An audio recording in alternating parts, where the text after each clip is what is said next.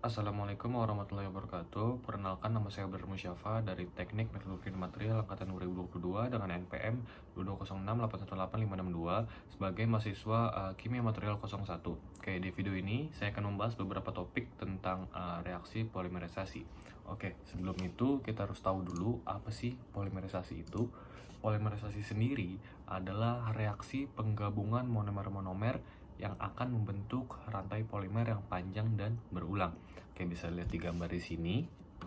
Monomer-monomer di sini akan membentuk sebuah rantai yang tersusun dari beberapa monomer, dan hal itu disebut juga dengan polimer. Oke, kemudian syarat terjadinya bisa terjadi polimerisasi. Yang pertama adalah monomer memiliki minimal 2 gugus fungsi, karena kalau satu gugus fungsi saja reaksinya akan berhenti. Kemudian monomer juga harus memiliki tingkat kereaktivitasan yang tinggi, karena jika rendah maka akan memakan banyak waktu dan menambah biaya produksi. Kemudian monomer juga harus memiliki purity yang tinggi, karena jika ada impurity ada kemungkinan untuk memberhentikan reaksi yang terjadi. Kemudian di purity yang tinggi ini juga terdapat beberapa special case. Jika purity terlalu tinggi, maka akan menghambat terjadinya sebuah reaksi. Kemudian syarat yang terakhir yaitu secara termodinamik dapat dipolimerisasi. Dalam hal ini contohnya mengatur temperatur dan viskositinya. Kemudian setelah sudah mengetahui apa itu polimerisasi, selanjutnya adalah masuk ke jenis-jenis polimerisasi. Polimerisasi itu dibagi menjadi dua, yaitu step growth dan chain growth. Pada jenis yang pertama, yaitu step growth, dibagi menjadi dua lagi, yaitu poliadisi dan polikondensasi. Pada jenis yang kedua, yaitu chain growth, terdapat 5 jenis inisiator atau 5 jenis si chain growth ini berdasarkan inisiatornya. Yang pertama ada radikal, kemudian ionic, kemudian ada coordination, dan yang keempat ada living, dan yang kelima ada reversible.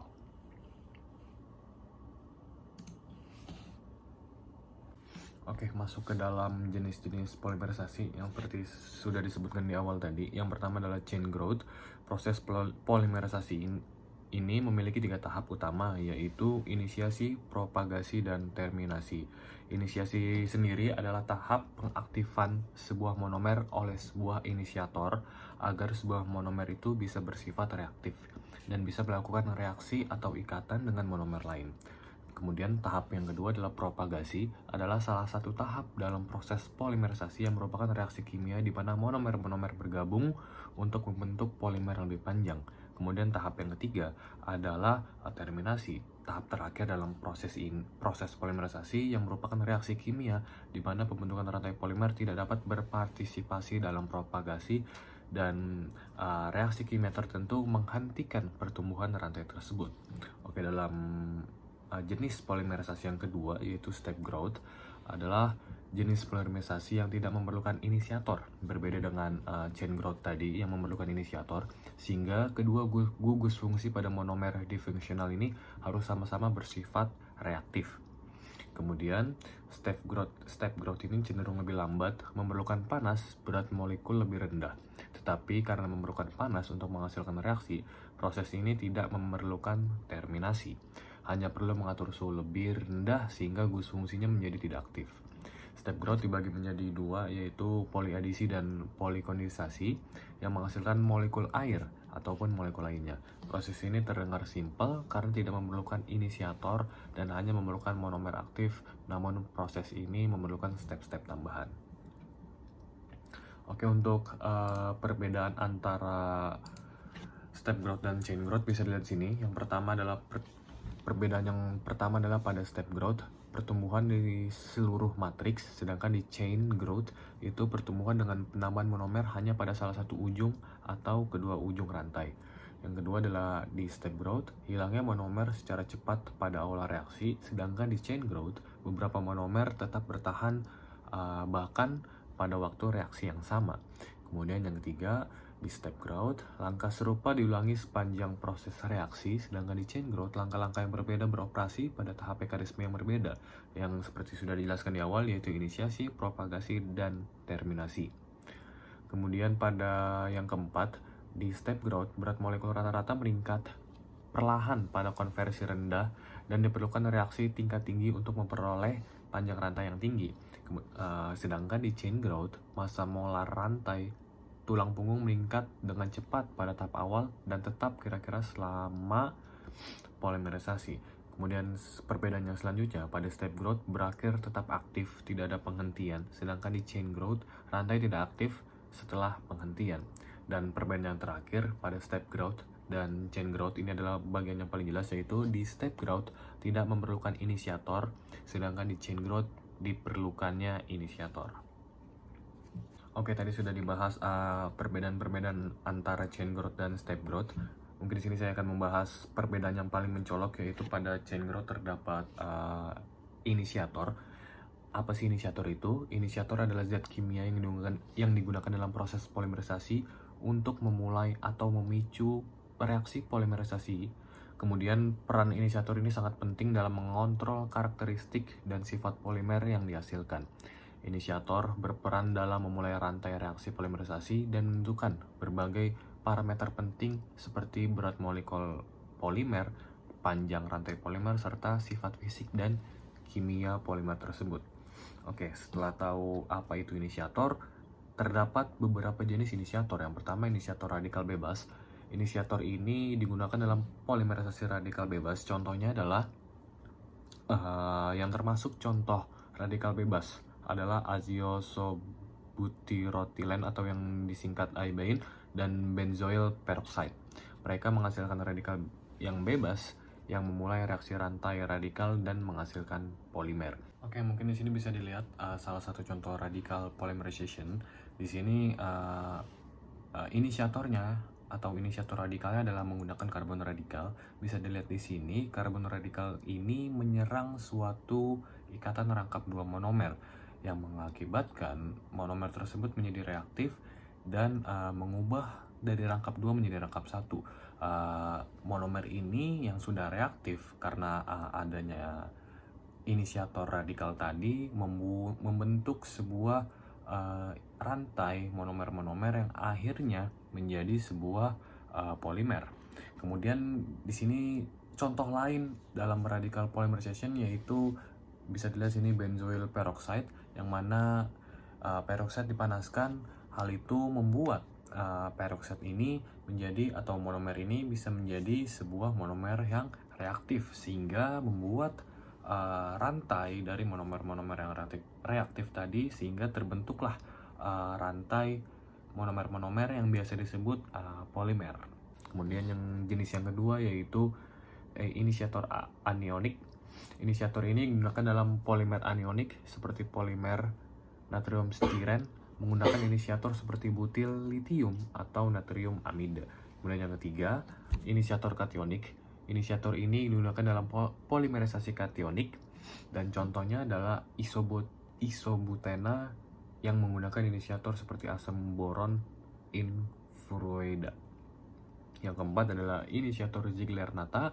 Inisiator ini digunakan dalam polimerisasi stereospesifik seperti polimerisasi yang terjadi olefin menggunakan katalis Ziegler-Natta. Contohnya adalah katalis titanium tetraklorid. Oke, signifikansi dalam menentukan sifat polimer yang dihasilkan. Oke, jenis-jenis inisiator ini memiliki pengaruh signifikan terhadap sifat polimer yang dihasilkan. Oke, beberapa cara di mana inisiator mempengaruhi sifat polimer. Yang pertama adalah berat molekul polimer. Jenis inisiator dan konsentrasi inisiator dapat mempengaruhi berat polimer.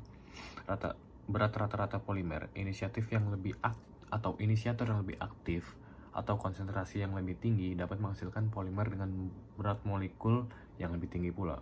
Terus yang kedua adalah panjang rantai polimer. Aktivitas inisiator berperan dalam menentukan panjang rantai polimer. inisiator yang kuat cenderung menghasilkan rantai yang lebih panjang. Kemudian yang sifat mekanis, berat molekul polimer dan panjang rantai memengaruhi sifat mekanis seperti kekuatan dan elastisitas sebuah material polimer. Kemudian pada sifat termalnya, jenis inisiator dan berat molekul polimer juga dapat memengaruhi sifat termal polimer seperti titik leleh dan stabilitas termal. Kemudian distribusi berat molekul jenis inisiator juga mempengaruhi jenis atau mempengaruhi distribusi berat molekul polimer. Inisiator yang tepat dapat menghasilkan distribusi berat molekul yang lebih sempit. Pemilihan inisiator yang tepat dalam proses polimerisasi adalah kunci untuk mencapai sifat-sifat yang diinginkan dalam polimer yang dihasilkan dan dapat disesuaikan dengan kebutuhan aplikasi tertentu. Oke, setelah sudah membahas chain growth tadi, selanjutnya akan kita bahas mengenai step growth. Oke, polimerisasi step growth menghasilkan polimer dengan berat molekul yang bervariasi karena setiap langkah reaksi kondensasinya hanya menghasilkan satu ikatan antara dua monomer atau prekursor yang memiliki gugus fungsional reaktif. Ketika dua monomer dengan fungsi yang sama bergabung dalam reaksi kondensasi, hanya satu ikatan yang terbentuk antara mereka.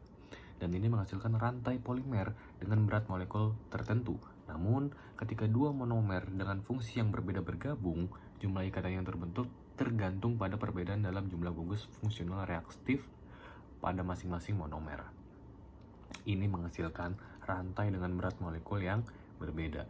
Oke, karakter step growth ini yang pertama adalah reaksinya lebih lambat dibanding chain growth yang tadi karena reaktivitas monomernya lebih rendah. Kemudian butuh pemanasan juga, dan in general molecular weight-nya itu lebih rendah.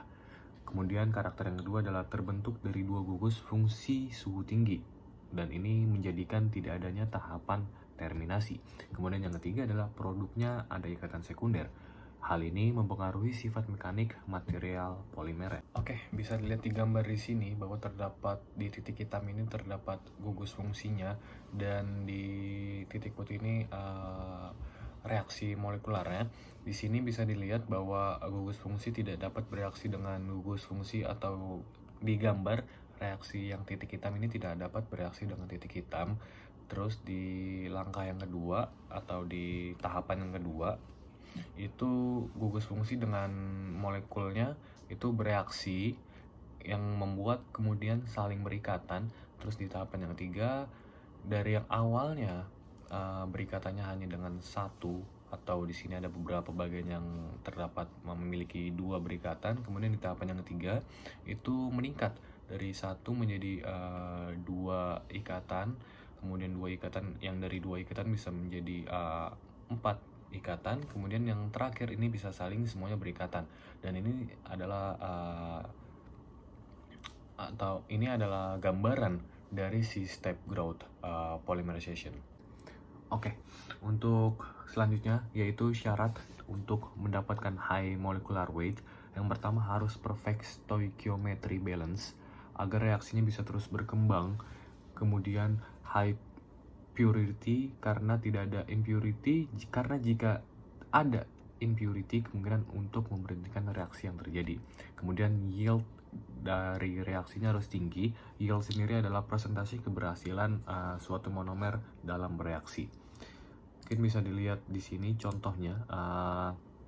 Di sini ada perbandingan rasio 1:1 dan 3:4, di mana rasio ini 1:1 ini adalah rasio yang perfect stoichiometry balance, dan 3/4 ini adalah yang tidak balance stoichiometrinya. Jadi kenapa harus perfect? Karena agar terjadinya agar terjadinya reaksi tersebut bisa terus berkembang.